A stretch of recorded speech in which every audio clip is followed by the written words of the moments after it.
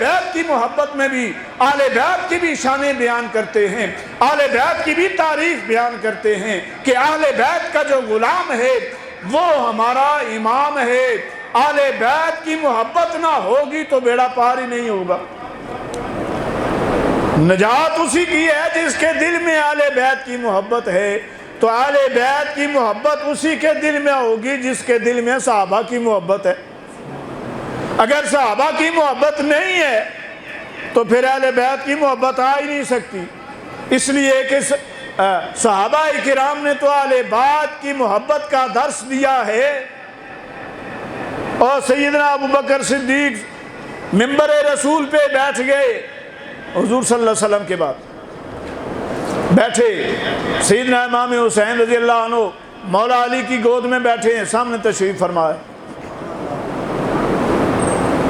جب خطبہ شروع کیا نا، حسین کھڑے ہو گئے، اے ابو بکر منبر سے نیچے اتر، یہ تیرا منبر نہیں ہے، یہ میرے نانے مصطفیٰ کا منبر ہے، نیچے اترا۔ سیدنا ابو بکر صدیق رضی اللہ تعالیٰ عنہ نے یہ نہیں کہا میں تو خلیفہ ہوں،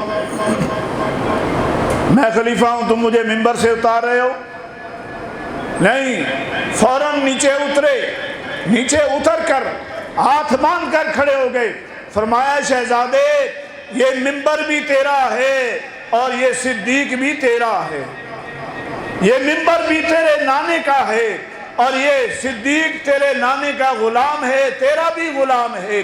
صحابہ نے تو اہل بیت کی محبت کا درس دیا ہے، اور اہل بیت کی محبت اسی دل میں آ سکتی ہے جس دل میں صحابہ کی محبت ہوگی، جس دل میں ابو بکر کی محبت ہوگی، جس دل میں عمر فاروق کی محبت ہوگی، عثمان غنی کی محبت ہوگی، مولا علی کی محبت ہوگی، اسی دل میں اہل بیت کی بھی محبت ہوگی۔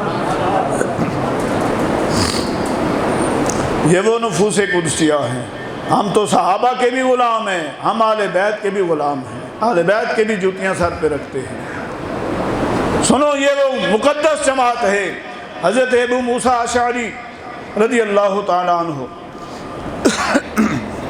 بخاری کی حدیث ہے، فرماتے ہیں کہ حضور صلی اللہ علیہ وسلم ایک باغ میں ان کے ساتھ تھا۔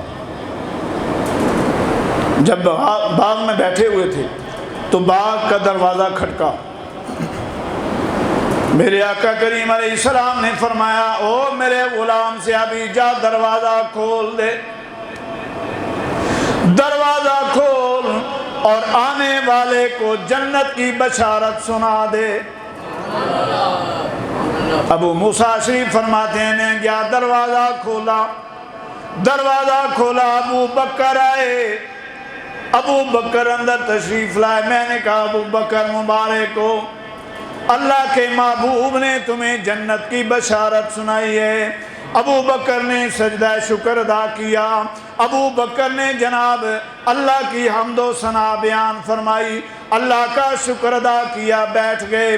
تھوڑی دیر گزری، پھر دروازہ کھٹکا، میرے آقا علیہ السلام نے فرمایا او ابو موسیٰ جا دروازہ کھول دے اور آنے والے کو جنت کی خوشخبری سنا دے۔ فرماتے ہیں میں نے دروازہ کھولا، حضرت عمر فاروق تشریف لائے۔